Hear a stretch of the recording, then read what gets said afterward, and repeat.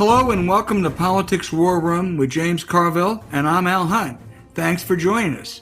This week, we're joined by the president of the Brennan Center for Justice at NYU School of Law, Michael Waldman. Remember, we take your questions each episode, so write into politicswarroom@gmail.com or send a tweet to @Politicon for next week's show. We'll get to as many as we can, and you're getting a lot better, so be sure and tell us where you're from. This episode is sponsored by BLINKIST. Please check out their link in the show notes. We thank you for supporting our sponsors. It helps make this podcast happen. Please tell your friends about us and remind them to subscribe on Apple Podcasts, Spotify, Stitcher, or wherever you get your podcast. Hey, James, as always, a lot to talk about. I want to start with the House Republicans dumping Liz Cheney as the chair of their conference and replacing her with Elise Stefanik. Now, it's a leadership post. Caucus has every right to choose someone who represents them. If, say, a Republican leader were to espouse a big tax increase or embrace Biden's domestic initiatives or champion pro-life causes, they would not represent their members and they should be dumped. Cheney would pass all these tests with flying colors. Her sin? Telling the truth about Donald Trump's big lie about the last election being stolen. He can't admit he's a loser. To a House Republicans, comforting Trump's lies seems to me, are more important than national security, taxes, or anything else. It's a party that wallows in this dishonesty. Let me talk for just a minute and turn to you then about her replacement, Elise Stefanik. As you know, about 5 months ago, I did a bunch of reporting on Elise Stefanik. She's a former Bush White House aide. She came to the House 6 years ago. She saw her future as the co-chair of the Tuesday Group. Now, the Tuesday Group is a small group of moderate Republicans representing really what was once called the Bush wing of the party.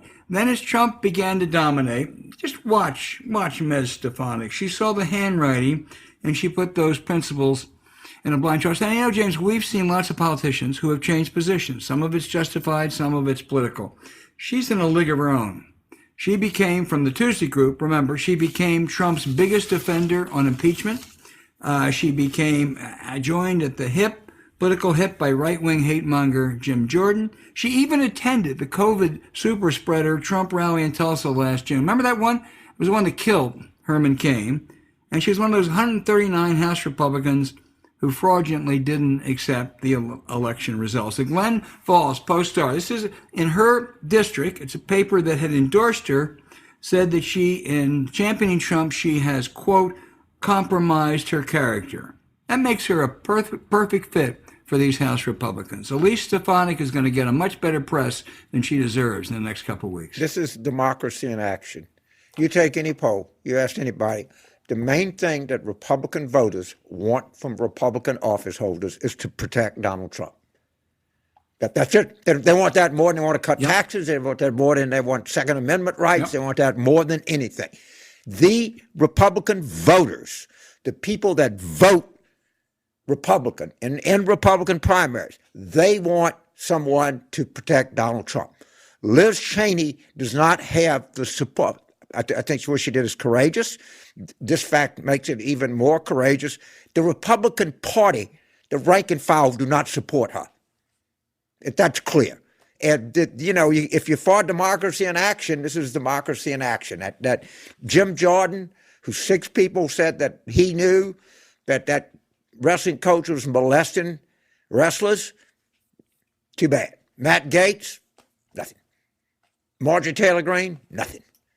The Republican base supports all that they care about. They don't care about molestation or prostitution, any of that. They care about protecting Trump, and that's what they're going to get. And she will fit, Stefanik will fit right in. She'll be a natural with the Jim Jordans and the Matt Gaetzes of the world. And James, you're absolutely right. At some point, political leaders, what they're doing, they are championing a big lie. It's not that they're championing tax cuts that you and I may think are not very good. It's not that they're championing gun laws that we think are dangerous. They are championing a big lie that imperils democracy. It really does over the long run. And at some point, some leaders have to stand up to them. But it ain't going to happen anytime soon. They're not going to stand up because the Republican voters, they're giving Republican voters exactly what they want. It's just they're doing. They're not doing anything. This is democracy at work. Well, Representative owes more than just to follow his followers. But anyway, it's not going to happen. Let me turn to another one. Rudy Giuliani, under threat, I think it's fair to say, of indictment. He's employing Donald Trump to help him with his legal fees here. The middleman is ex-con Bernie Kerik. The Donald, James, he's not very generous in helping others. But maybe he'll find a way to be generous for Rudy, you think? I think it's back legal bills that they're talking about. Of course, Trump never paid Rudy, and Rudy was charging him $20,000 a day. Well, why don't you charge him $100,000 a day? If you're not going to pay anybody, charge anything that you want to charge. And he can't pay his current legal bills unless he gets his back bills paid. Am I correct that he's a convicted felon? Yeah, he fits right into this crowd. And what he's basically saying is that if you don't pay up, because Rudy's going to, it's hard for me to see how he does not get indicted. I mean, that search warrant had to be so airtight, so gone over, so reviewed, so backed up. And he's saying, if I get indicted, if you don't pay, obviously the guy, there's only one person that Rudy can use to save himself, and that's Donald Trump. And that's what that is. That is a out-and-out threat right in front of him.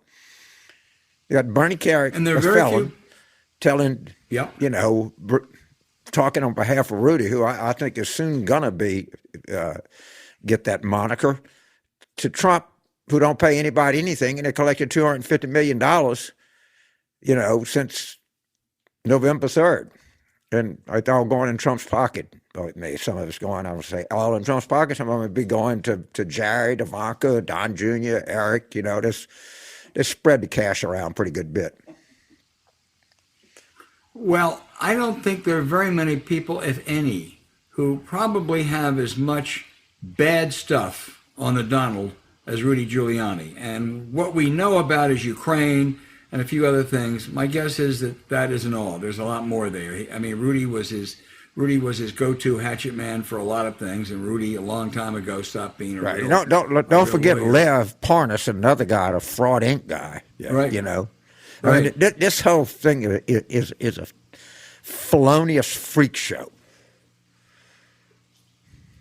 Well, they certainly are going after Rudy on not registering in the Foreign Lobbyist Disclosure Act. But that, I suspect, is the mildest thing they're looking for. What they're really looking for is bribery. What they're really looking for is what kind of clients he had in Ukraine when he was the lead man in ousting the very qualified ambassador, and looking for much, much bigger stuff. The foreign lobbyist is just like going after Al Capone on income tax evasion. Right. When I should say if, but I think it's more likely that they will indict him. I don't think they're going to indict him on kind of, I don't think it's nitpicking, but I don't think they're going to indict him on technical violations. I think they got something else they're looking at, much more significant. No, and it's his former office, the United States Attorney's Office in the Southern District, that's doing that. There's certain justice. There is, and believe you me, I'd be stunned if Merrick Garland himself didn't read every word of that search warrant. Well, either Garland or someone who was very close to him who he trusts. Yeah. Right. I mean, that thing. If I'm Merrick Garland, I say, I want to see that. Okay, I want to go over this line by line. And, a lot of times they'll put based on information, belief, or something that they ain't going to get it with this. I bet you that judge made them, sit down and go through every sentence in that application for that warrant. I'd be stunned if that didn't happen. Speaking of Merrick Garland and the Department of Justice, there was another big story this week that a very respected federal judge, Amy Berman Jackson, has accused Donald Trump's Attorney General William Barr of deceiving the court and Congress about the department's decisions on Donald Trump's obstruction of justice and Barr's duplicitous, politically charged characterization of the Mueller report. This is a big deal, James. It mightn't open doors to one or two I other appreciate it. You probably follow this story a little closer than I do. We're going to actually get released all of the internal deliberation that went on in the Justice Department. Yeah. If this turns out to be what I think the judge was implying, is going to be, it is potentially very damning. because it may show, I don't know that Barr was told otherwise, that he knew what, and it's very clear that Robert Mueller thought that Barr had misrepresented or in fact lied about what he put out. He wrote a very terse missive to Mr. Barr about it. It's not in character with him. So this story has got a ways to go. And I think the judge noted that he put out that statement Barr did on the Mueller report. Really, it's almost certain that he didn't read it before he put it out. This was just coming to Trump's defense. And James, I hate to say this, but he really did set the predicate there. What Barr said that day really became very much part of the agenda, I think, to the great benefit of Trump. I don't even think he read the BLINKIST version of it. Well, I hope he's a blinkless. No, he's too stupid to be Listen, blinkless. I don't have a terribly high regard for Attorney General Barr, but if he doesn't get Blinkist, I have even a less regard for him, I want to tell you. I'm telling you, man. I don't think he looked at anything. I think he had made up his mind no matter what. He was going to take anything he could to say it. But as you know, our friend and to say the least highly competent Walter Dillinger thinks that it's almost a slam dunk obstruction case in there. And Walter does not take the view that the Mueller report was disappointing or harmless, that there's actual evidence in there of very hard crimes. And Mueller made clear to say they put it in and they preserved that evidence in case in the future they wanted to pursue this. So let's see when this breaks out, but there's some chance that they could indict Trump for obstruction of justice. I don't think Biden really wants to, but let's see what the internal deliberations were like in the Justice Department. It could have been a big contest with the U.S. Attorney's Office in New York about indicting him first. So he's got more than a few legal problems, as does his former counselor. Attorney. Yeah. James, what else on your mind? Well, okay.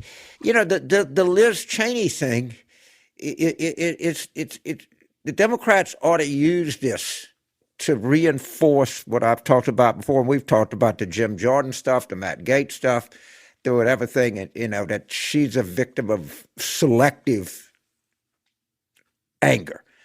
And I think that it's probably not good for Liz Cheney's politics, but why her and not them? Now, we know the reason why, but make them say it. Well, Pelosi put out a big statement right before we began this podcast on that very point, really going after Republicans on both what they did to Cheney and Stefanik. Right. But I want to talk about, if they use, when you get the floor, they should talk about other things too. That's all I'm saying. Just keep driving that message home. Yeah, I agree. Just the final point. I mean, I guarantee you, knowing my business, the press is going to give Stefanik, a pretty good ride the next couple of weeks because she's smart, she's shrewd, she's a young upstate New York woman, and she is totally without principle. And I hope that latter point is stressed as much as the former point, but I rather doubt it's going to be.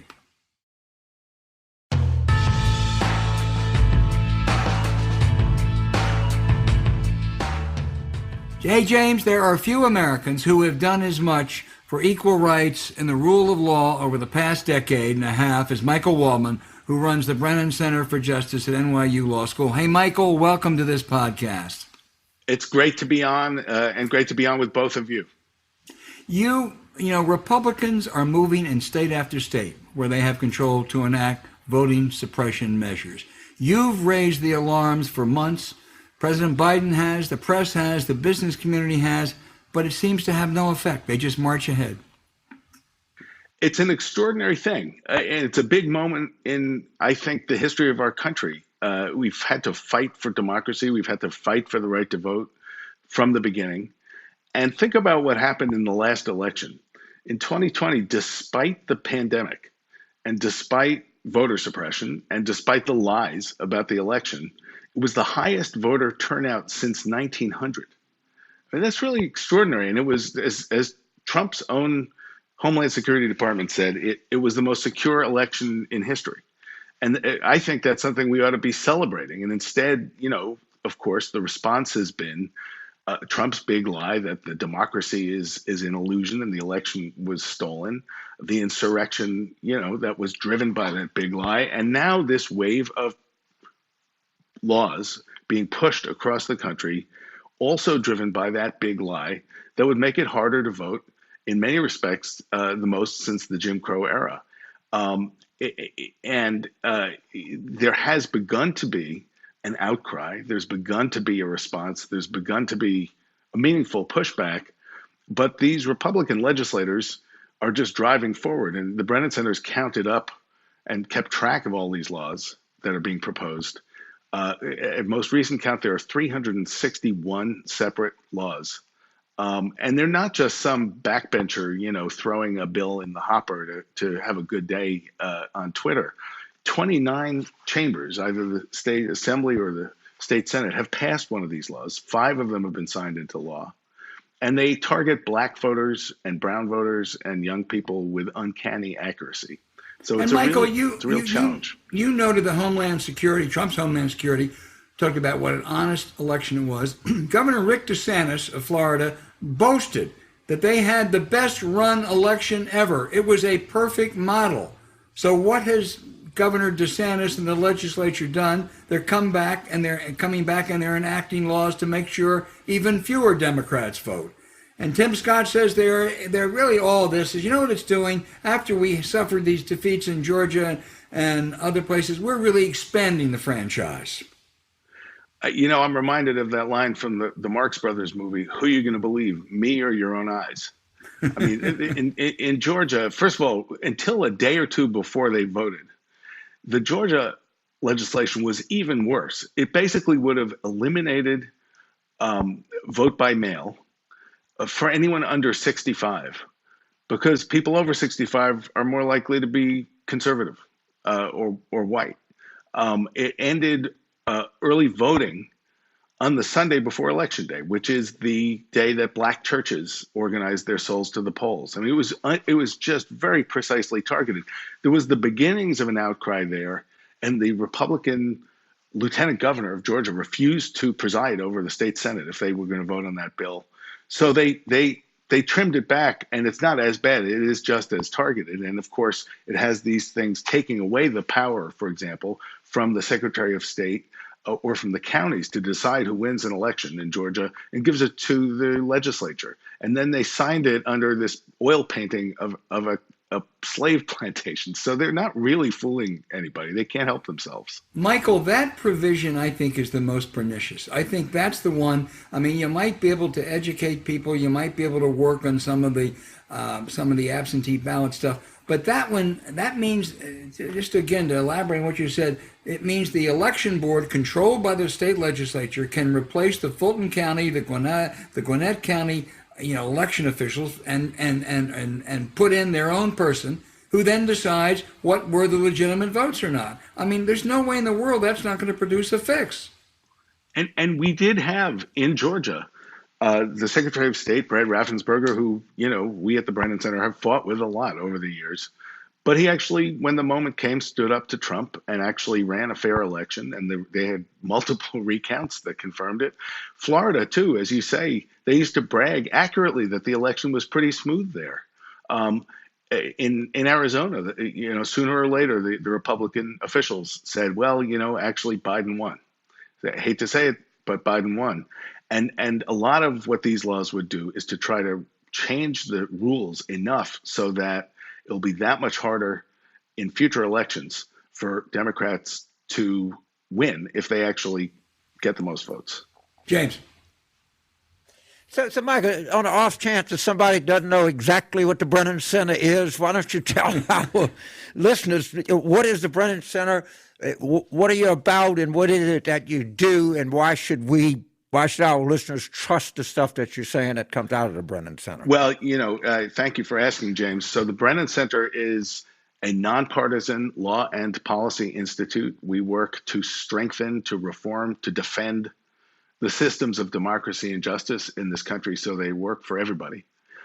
We were started a quarter century ago in memory of the late Supreme Court Justice William Brennan, and we work on voting, we work on redistricting and trying to stop the egregious gerrymandering that happens all over the country. We work on campaign finance, money in politics, on criminal justice reform, and a lot of the other issues right now where there's a lot at stake. And we're sort of partly a think tank and partly a legal advocacy group, and partly we try to win in the court that matters most, which is the court of public opinion. And I should say, your listeners, I'm sure I'm not the only person who said something like this, but long ago, I was later on, I was President Clinton's chief speechwriter, but I learned much of what I know about politics and about many other things from James when I had the privilege of working in the war room in Little Rock in the 1992 Clinton campaign. James, you had a confidence that real people actually cared about real stuff.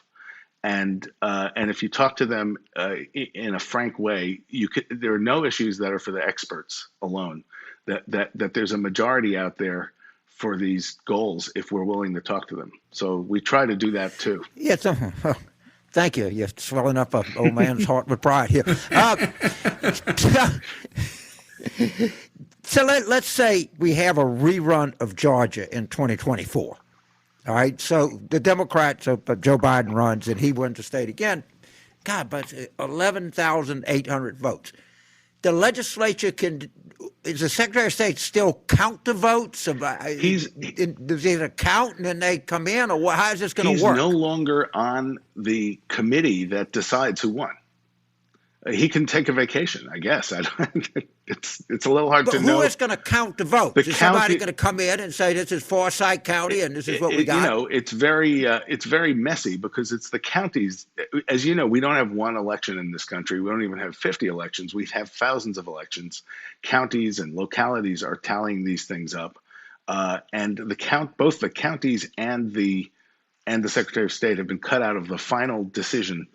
I guess what might be the case is that you'll get the numbers in from those, governmental bodies, and they'll be tallied up. But if it is really necessary for partisan reasons, I guess they'll just say, well, we're not counting those numbers. We're going to count the numbers we want and decree a winner.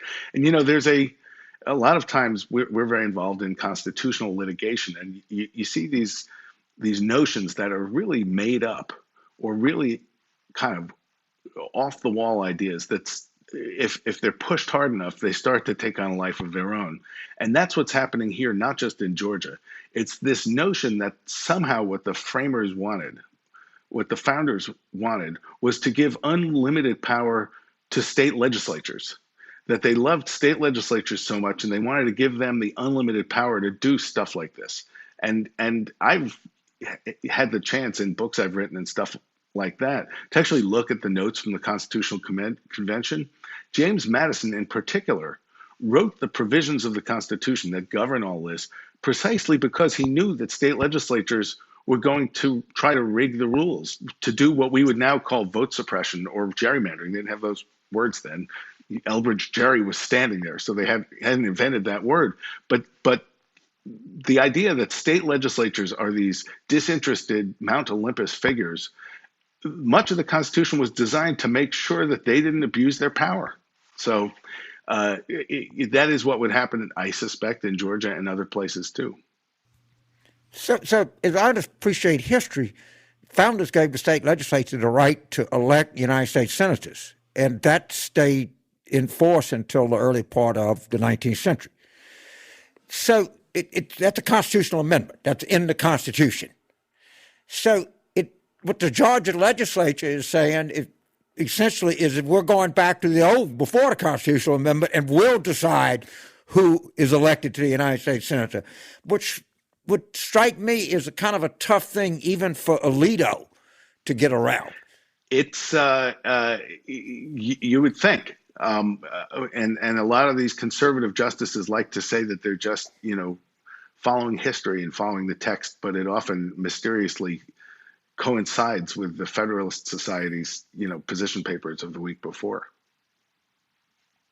Yeah, and the text is They changed from letting the state legislature pick to having the people pick, and now they want to go back and have the state legislature pick, which is in violation, And at least in my own experience, it's violating the Constitution. and there's a provision called the Elections Clause, which says states legislatures can set the time, place, and manner of federal elections, but Congress can override them and set national rules. And the reason, again, that they put that in there was because they knew it was important that there be national standards, and because they knew that, they talked about factions. This is what they meant, that they would try to rig the rules in their own favor. And, the other part of this is a political matter that's really fascinating, I think, in 2021. It's a great clash right now. You've got these Republican-dominated state legislatures rushing forward to pass these laws. As we know, Georgia passed their law. It's drawn a lot of criticism from the business community and elsewhere. Florida just passed a law. Texas is next. They're pushing it. And Arizona, they're pushing it. And other places too. And that's what's happening in the states. At the same time, there's an opportunity for Congress to act and to pass federal voting rights and democracy legislation. And the thing folks, I think, are coming to realize is these bills, the For the People Act, S1, HR1, as it's called, would stop the voter suppression wave in its tracks. It would stop it cold because Congress has the power legally and constitutionally to do that. The question, of course, is does it have the political will?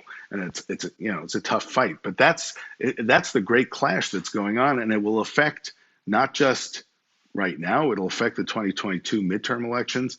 It'll affect redistricting, which will set the terms of all these districts for the next decade. And of course, it'll affect the 2024 election. And as you said, their goal is to shrink the electorate. They don't want all these people voting. They don't want all these new voters voting. They don't want people of color voting. And that's what this is about. Let me just stay on Georgia for a second, Michael, to make sure that I have this right, because after dumping the Secretary of State, they have the legislature controls that election board. And even before the election, as I understand it, they can go in if they get complaints that aren't hard to get. They can go to Fulton or Gwinnett County and they can suspend those election officials and put their own person in there. So even before the vote comes in, they can play games. Is that right? Yeah, and think about that crazy period after the election when Trump was still, as he is now, but was out there saying he really won, and trying to put pressure on state legislators to act. And there were a bunch of ways in Michigan and Pennsylvania and in Georgia and places like that where they were trying to put pressure on local officials. They could subpoena they could subpoena the ballots and other things like that. It's already the case that state legislatures have a lot of power to, at the very least, make life uncomfortable for the election officials. But they didn't go all the way, and they were standing in the way. In Georgia was this conservative Republican Secretary of State, Brad Raffensperger, who ultimately oversaw the process, who said no, this election was fair, and Trump lost. And one of the stories here that is, I think people are coming to understand. One of the ways we had such a successfully run election in the middle of the pandemic, which is, again, a really remarkable achievement, was Republican and Democratic election officials all over the country. The further away from Washington you got, the less partisan it was. And they all worked together, or they really stepped up in different ways. And now those election officials are facing threats. They're facing threats of violence. A lot of them are looking to retire. We saw it in dribs and drabs again during the period after the election. But now there is a notion that the only way to be a tough politician is if you're losing an election, to attack the election officials who are counting the votes. That's sort of not a democratic, small d democratic ethos. Michael, you mentioned HR1, S1, the National Voting Rights Act. If I had a magic wand and they said you can only pass one piece of legislation for the rest of the Congress, as important as other things are, that's the one that I would want passed. However, my understanding is while it prevents a lot of bad stuff, it wouldn't stop things like the Georgia legislature and this election board. And I don't know what you do about that. I think you're right about that. In other words, what S1 does, what HR1 does, is set national standards Right. so that everyone, wherever they live, has access to vote by mail. Everyone has access to early voting, automatic voter registration, which is already the law in 19 states, becomes the law everywhere, and things like that. As of right now, it doesn't, you're exactly right, it doesn't regulate that kind of decision, which is a decision within a state. And I think it would be hard legally and constitutionally to do that. But there are hopefully other ways to go at something like that. But even though it doesn't address that thing in particular, defending vote by mail, defending early voting, defending voter registration reforms, and the other stuff that it does applied nationwide would have a big impact. Sure would. Just so people know, the Brennan Center is just fabulous in this stuff, but you do a lot of other stuff too. And one of the things that you do, you're interested in, are police reform. The counselor to our podcast, Walter Dellinger, that's not the top line on his resume, but he I think makes the point that some of these police killings and stoppings can be traced to our really pernicious drug laws. The cops see a young black kid with dice hanging from the mirror and they figure there's drugs in there. And the drug laws are outdated, they're awful, they're injurious, they're discriminatory. What are the prospects with a new administration and would like to change these laws? It's a great question. And this is something, I'll be honest, where my own views have evolved. I never really was for example, marijuana legalization before. I didn't think there should be SWAT teams, but I also didn't love the notion of big companies with big advertising budgets, coming in and finding a new thing to sell to people. But marijuana laws are what they are. But when you look at how they're enforced, recently, I don't know if this is still precisely true, but it used to be the case until quite recently that young black men and young white men smoked marijuana at the same rate. Black men were 8 times more likely than white men to be arrested for marijuana possession. That just showed that it was being used. These laws were being used as a basis, as a pretext for police to be aggressive in ways that they wouldn't be able to be otherwise. So I do think that some of the reforms that need to happen are specific things relating to, for example, the Brennan Center just put out a proposal written. We have quite a few former prosecutors on our staff who are working now for criminal justice reform. And one of the top federal prosecutors in New York wrote a proposal for taking away a lot of the immunity from law enforcement officers so that there can be federal investigations and federal prosecutions for abuse of power. And so there are those kinds of police-oriented specific things that need to happen. But a lot of the other stuff too has to do with what the laws are that are being enforced. So I think that this is an issue, as you both remember, for years this was the wedge issue. It was the issue that drove apart the traditional New Deal Democratic coalition. It was the issue that was used to get black voters and white working class voters driven apart. Some of that was because there was a lot of crime. It wasn't just a political strategy. It was the world we were living in. But we've had declining crime rates now for years and years and years. And there's really a genuine and kind of unexpected left-right coalition on this stuff. We at the Brennan Center work with the Koch brothers on criminal justice reform, even as we fight them on a lot of this other stuff relating to democracy. It's something that has been conservatives and progressives. But you do have to ask, given all of that, why hasn't more progress been made? And one reason I think is we need to think a little bigger about some of the underlying laws that we're looking at. James Carville. Let me go back to something that you said, because this stunned me. So you're saying a 20-year-old white doesn't the same rate of smoking marijuana as a 20-year-old black? Yes. Right? But the 20-year-old black is 8 times more likely to be arrested. That was the fact a few years ago. It may have changed a little, but the basic fact has not changed. But basically, Of course, what that does is that's another prima facie case that there is systemic racism in the United States, and anybody that says they're not is just stupid. Yeah. There's no other Yeah. explanation for that. I think that's exactly right. So, Mike, tell me what this bullshit that's going on in Arizona, because I don't understand it. They having some firm, a private firm, is going to recount the votes. What is this? So, they keep searching for some proof of some misconduct somewhere. And every time they do it, it's like when they opened up Al Capone's vault and there's nothing there. And so, remember, they had multiple recounts in Georgia and discovered that the election machines had tallied it exactly right. So now in Arizona, in Arizona, run by Republicans, where the legislature and the governor had said, well, Biden won. And Senator Mark Kelly won, too. The state is changing. Now, months after the fact, the Republican legislature said, oh, we're going to have an audit. And they hired a firm called Cyber Ninjas to do this audit, the recount.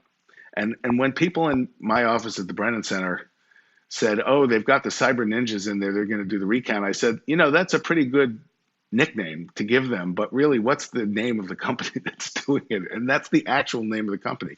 And then it turns out that the Cyber Ninjas, I don't want to burst any illusions, are not a particularly well-respected cybersecurity firm. It's run by a conspiracy theorist, Stop the Steal guy, who's posting Stop the Steal conspiracy theories on his website. That's his qualifications for doing it. And of course, the scary thing is now they've got our ballots. So this is presumably they're going to turn up some finding that says, oh, look, what do you know? It turns out Biden didn't really win the state. And I can, from everything any of us know, it's going to be bogus nonsense. And we can expect that some people will say, see, this proves that Biden is really not the president, that Trump is really the president, or so on. But it's kind of it's such a mess that, it's not even really clear what's going to happen. And it's very possible that someone may bring a lawsuit and try to bring the whole thing to a halt. Right. Do you think that the average, and this is just speculation, the average Arizona Republican legislator, if you're able to get in their head, in addition to having a lot of room to walk around, do you think that they really think it was stolen from them? Have they convinced themselves? That is a great question. And the fact that according to the polls, 70% of Republican voters now believe the election was stolen. That's a fact that we all have to grapple with. And yes, it's because Trump lied to them and they believed the lie, and Fox News lied to them and they believed the lie. But nevertheless, there are now tens of millions of people, who believe this and who care about it. I think that a lot of the politicians here are being deeply cynical. They know that it's not true. They have their voters who now they think they're either humoring or placating. But they know that it's not true, even though it is a real article of faith right now among conservatives. But a lot of these state legislators are not necessarily extreme ideologues. They're kind of country club Republicans.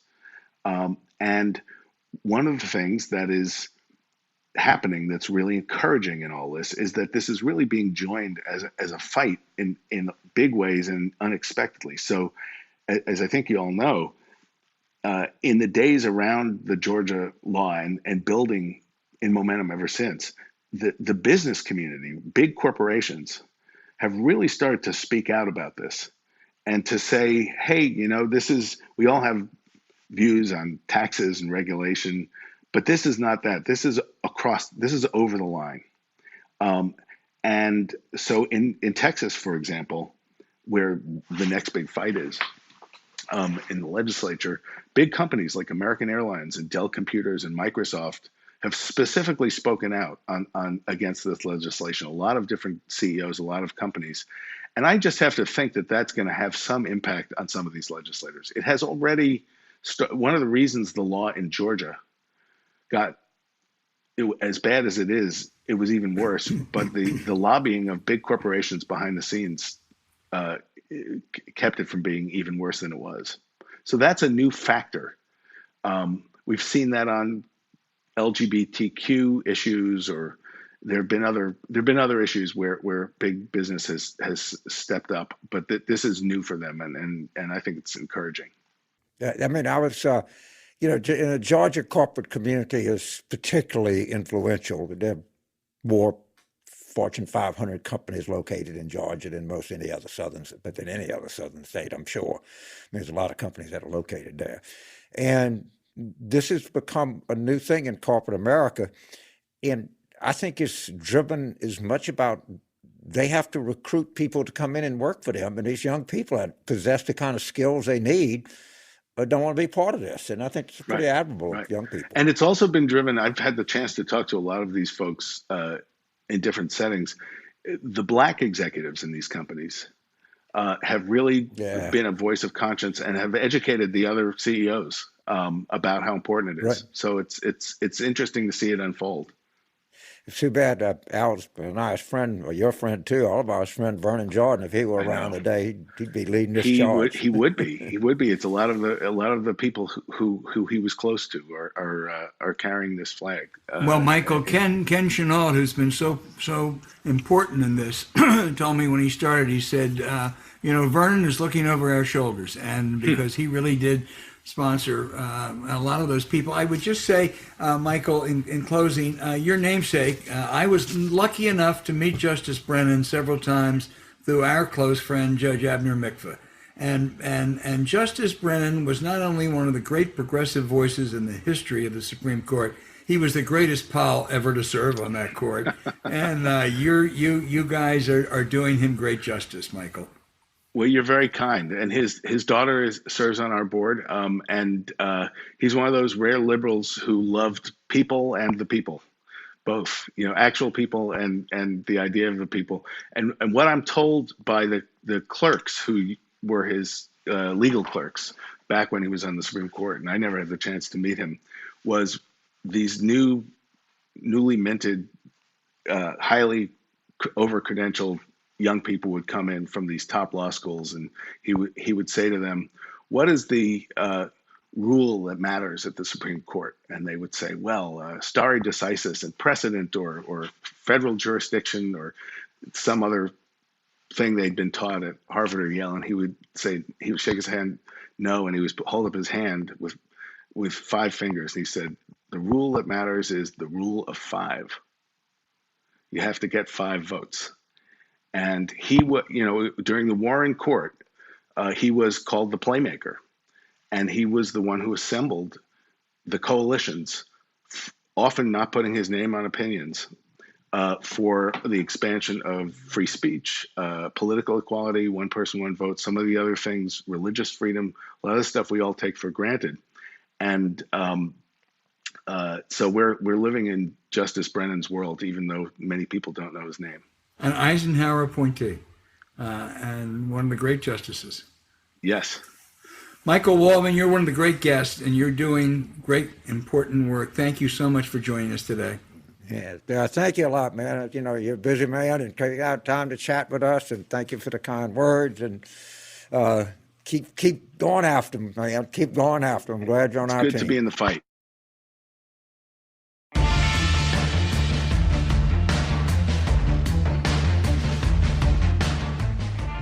Okay, James, now to the segment we love, questions and answers.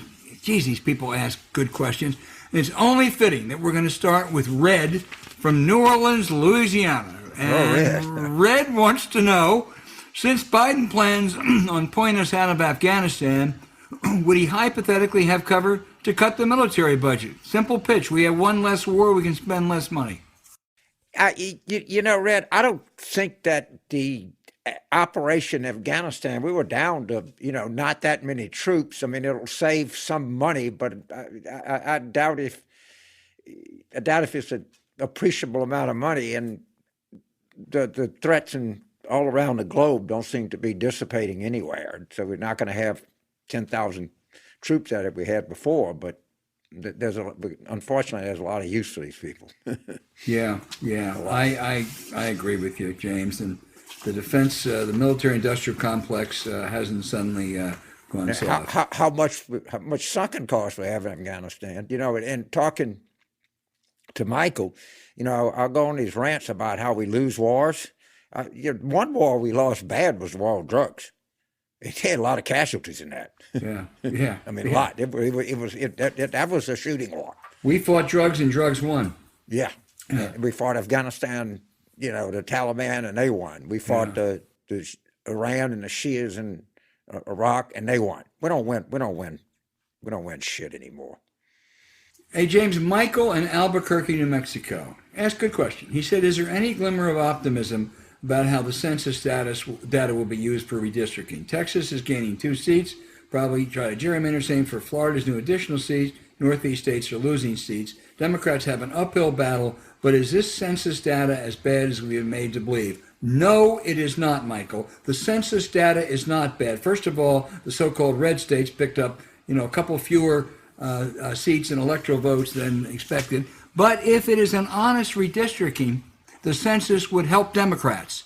All the gains in population in North Carolina, which gains a seat, or the vast majority, are in Raleigh and Charlotte. So if it weren't for a right-wing Republican legislature, which controls redistricting, that extra seat would be a Democratic seat. In Texas, our friend Professor Murray at University of Houston says over 80% of the growth since the last census has been among non-Anglos. Those are primarily Democratic voters, and yet that Texas legislature is going to probably try to create those 2 seats for Republicans. So the problem is not the census. The problem is the really, really partisan gerrymandering, and I don't know what the Democrats do, James, to stop that. Honestly, I'm Admiral Stockdale. I'm out of ammo on that because they're going to do it, and the courts are going to let them do it. And it's going to be where the Democrats are going to have to win the popular vote in the House by some god-awful number to maintain control. It's not a good situation. Well, S1 would help. I mean, if they pass that, would help a lot. That would help a lot. Hey, James. And I think we're going to get it in some version. I do too. I think there's going to be a Joe to Joe talk, Manchin to Biden, 2 guys who I think in their 70s who can deal. But, maybe I'm being too optimistic. James, you'll love the next question for you. Donald in Reno. Donald says he is a fellow LSU Tiger, and he wants to know, where is the Democrats' Frank Luntz? He coined the death tax and many other Republican talking points. We flounder about with defund the police and other wokeness. Can't we get somebody to do this? And that's very similar to what Bill in Stratford, Connecticut, who says that, has Biden achieved the level of direct plain language, and we are getting away from some of this crap we engaged in before? Well, this is like an amazing thing. So apparently Kevin McCarthy stays or rents Frank Luntz's apartment in Washington, of which Tucker Carlson went off on a rant that Kevin McCarthy, that Frank Luntz is a lobbyist for Google. Of course, he says he's not. He's too busy adjusting his toupee. It says he's a lobbyist for Google and went off on a rant about that. So it seems as though Frank Luntz and Kevin McCarthy and Tucker Carlson are all in just big fighting, and McCarthy claims that, well, he was just doing it temporarily and he's paying full market value. Of course, I don't believe Kevin McCarthy, but it is a delicious backstory fight. It really is. Geez, I don't know who. I mean, James, I'm just cheering for the fight. I'm not cheering for a victor in that one. My old friend Novak used to say it's like the Battle of Stalingrad, except we really were cheering for one side in that. But anyway, Jim in Carson City, Nevada asked, this is more of a thought than a question. How about if we had a vaccination lottery? You could 51 million winners. You pick a number for getting vaccinated. My son told me the kind of folks that are anti-vaxxers are also very pro-lotto. This might help us get out of the faculty lounge. Jim, it's not a crazy idea. Anything we can do to get more people vaccinated, because they're not being vaccinated, hurts others and hurts those who have. So I don't know if it's feasible, but I'd look into it. I think it's I've talked about this before. Yeah. And there's research. If you give a person that choice between a $20 bill and a $20 lottery ticket, they'll take the lottery ticket. Don't ask me why, but they, well, it's $20, but I could win $20 million. All right. I don't think that is a crazy idea at all. I won't think it would be a crazy idea if they said anybody that doesn't have it, and we'll just give you a lottery, and we'll set our own lottery. There's going to be a $50 million pot, and you get it, you get a ticket. I don't think that's crazy at all. I think we got to stop this pandemic. There's 25% of people in this country that just choose to be stupid. If we got to pay them to not be stupid, I'm for paying them. Okay, let's hear I'd be for just giving them a check if they got the shot. It's just we got to stop this thing. Carson City's Jim, boy, you nailed it. Yeah, and they got Reno and Carson City, both. Dear friend of mine called Calvin Reed, who passed away, was a teacher in Carson City for a long time. Good enough. Well, James, we also always get questions from Florida. We got a big Florida, devoted Florida audience, and this is from JL in Hollywood, Florida. And JL asked, do you think Charlie Crist could take back the governorship? He announced this week, the former governor, now Democratic congressman. What do you think? Of course I'd be for Charlie Crist against Ron DeSantis. Who wouldn't? The Florida Democrats got to try to move some people. There's some, I'm sure there's a lot of young talent in the Florida Democratic politicians. And I'm not saying I'd dislike Charlie Crist or anything, but I don't think he's going to particularly excite any Democrat in Florida. And, of course, it's the thing that drives me crazy. We get over 60% minimum wage and felons' right to vote, and we lose elections. I think we ought to have a vigorous primary.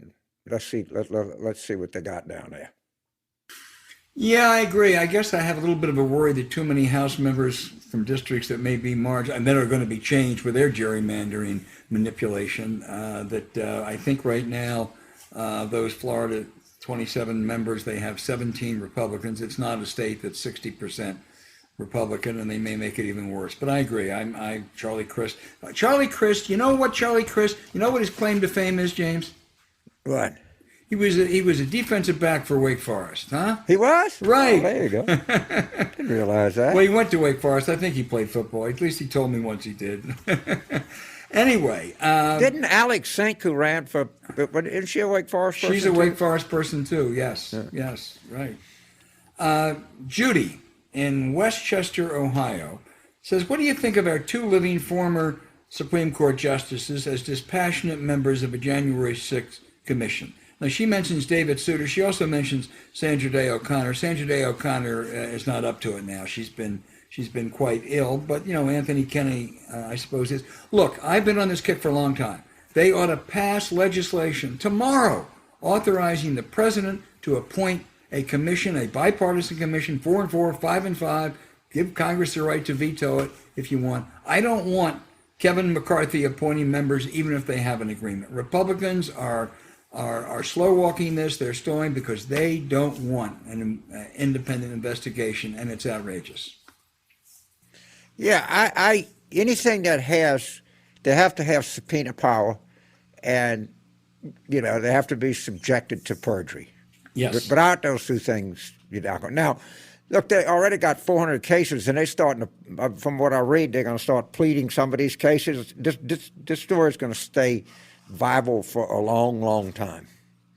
And it appears that the sedationists, they don't much like jail. They didn't think they can't understand why they're in there. It wasn't made for people like them. And they're not doing better. By the way, I think it was an outrage that they let Shelley Silver out after 8 months. Yeah, I do too. I got a guy was convicted by former House Speaker, a total crook. Right. It doesn't matter if he's a Democrat. It doesn't matter if he was expanding Medicare. He was convicted. And the Bureau of Prisons let him go, and the Southern District really is vehemently against it. So, yeah, I don't know. I didn't think that was a good thing. Well, it's not finalized yet. I mean, it's still under appeal, right. I think. So we'll see. James, you got one more question. This is the kind that I like. Aaron in Little Rock, Arkansas, says, as a 32-year-old, 33 on Thursday, happy birthday, Aaron.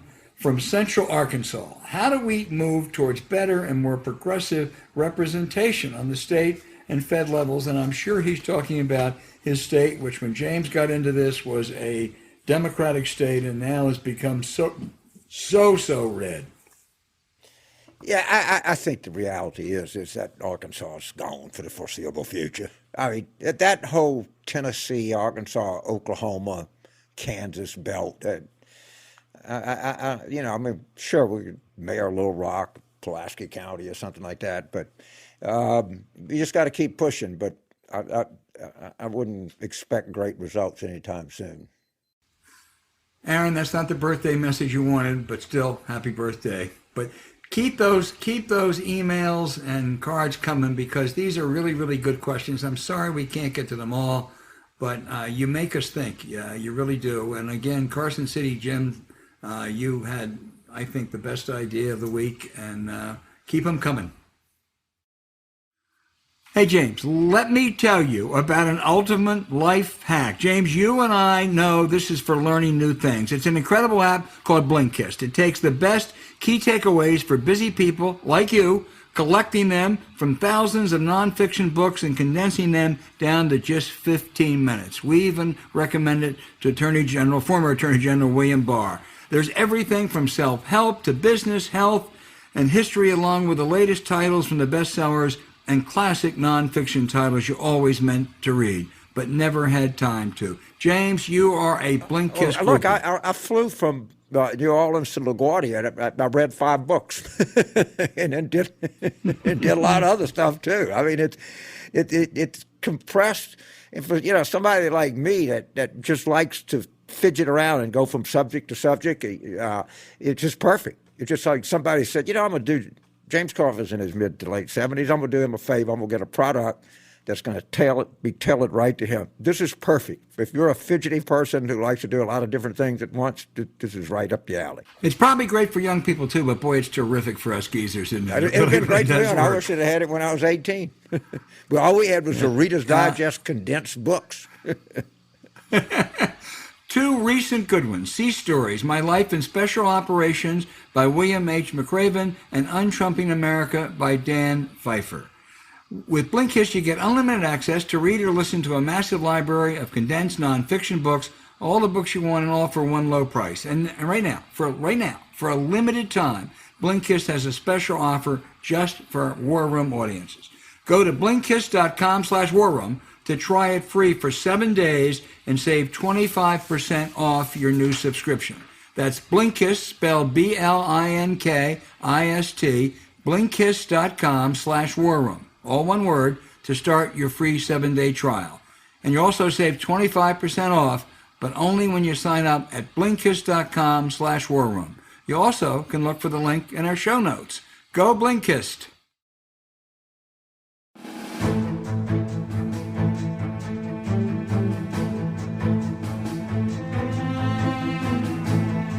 Hey, James, we got a lot of choices for the outrage of the week. Mine is South Dakota Governor Kristi Noem and former Trump Housing Secretary Ben Carson are launching what they call a campaign to stop anti-American indoctrination in our schools and society. Now, the chief target is the critical race theory, which focuses on America's history of systemic racism. They're shocked, mind you, that this pits one group against another. Now, there are excesses in the critical race theory, to be sure. But does anyone deny there has been systemic racism throughout our history? It's gotten better, but it still exists. I also wonder, by the way, if Carson and Noem, these educational purists, want to ban the teaching of creationism in schools. But most hypocritical of all is their outrage that Democrats and liberals are trying to pit one group against another. Imagine that, James. These 2 sycophants of Donald Trump, who specializes in peddling hate and pitting people against one another, the big lie, election loss being only the latest. Noem, a governor who failed miserably in containing the COVID virus in her state, and Carson, who has besmirched his legacy as a great pediatric neurosurgeon, which he was, have no standing to lecture any Americans about values. Well, there's no systemic racism. All right. The chairman of the Louisiana State House of Representatives Education Committee, the chairman, suggested in questioning a witness that they should teach the good parts about slavery. Well, there's no systemic racism as long as the state legislature is not part of the system. If the state legislature is in the system, then there's definitely systemic racism. I mean, what are we arguing about here? I mean, you can't be any stupider than that. And like there was some other Republicans said, no, don't say that. That's not a good idea. Somebody else, James, said defended the 3/5 clause. They defended the 3/5 clause. That just showed what big-hearted people we were. So that is the most asinine thing I've ever heard, is that there's no systemic or institutional racism in the United States. Of course there is. No, I mean, it's right in front of you. Every day you come with more and more evidence. Yeah, I love the 3/5 clause debate. That's just, if it wouldn't be such a tragic history that is ongoing, you should not laugh about something of that nature. But these people are that goddamn stupid. All right, and the only thing I'd add, I kind of have two this week, but people should watch the John Oliver vaccination piece and how stupid Joe Rogan and Tucker Carlson are, and how stupid that 25% of America. And I've read this piece of Derek Thompson, a good science reporter for the Atlantic. I don't know him, but he seems like, and everybody is going out of their way to defend these people. They don't need to defend it. They're fucking stupid. All right, they choose. Maybe they have 185 IQ. All right, I can't tell you somebody. They choose stupidity. To some people, it's just an active choice. I want to be stupid because there's 150 million people that have had these vaccines, and they all have something in common. They're all walking around breathing. All right, I'll take that back. 7,200 people out of how many million? That Dr. Lena Wen, who's I think she's like Johns Hopkins. She's very good. She says the effective rate is, the breakthrough rate is like 0.008% in the real world. These are not good vaccines. These are not great vaccines. These are stunning vaccines. Stunning. And the fact that you got people in positions of influence, Tucker asking every stupid question. He said, well, he has a bunch of questions. Actually, there's an easy answer to every one of them. To every one of them. So it's just so dumb, the whole thing. Let's watch good point. Let's watch the John Oliver segment. Anybody who had be sure that you watch that. It's his latest Tucker. thing on vaccines, and it's really good. And I don't know what to say. Yeah, I have contempt for Tucker Carlson now. I didn't always, and he's just laughing, I'm afraid, all the way to the bank. I don't know. He was a friend of mine. I don't know what. I think he feels himself that he's the truth teller to working class white America. I have no idea. But why you don't make up all the stuff you want, but don't get people sick and die and anything like that. That makes no sense at all.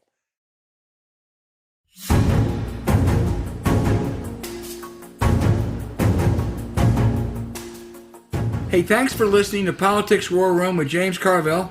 I'm Al Hunt. Don't forget to send your questions for us by email to politicswarroom@gmail.com or tweet them for next week's show at Politicon. Following this episode, we would really appreciate it if you'd check out the links to our sponsor, BLINKIST, which we hope even William Barr subscribes to. But we deeply thank you for supporting them. When you do, you help make this podcast happen. To keep up with us, subscribe to Politics War Room on Apple Podcast, Spotify, Stitcher, or wherever you listen. Please rate the show with a 5-star review. We'll be back next week with another show as we continue our War Room planning.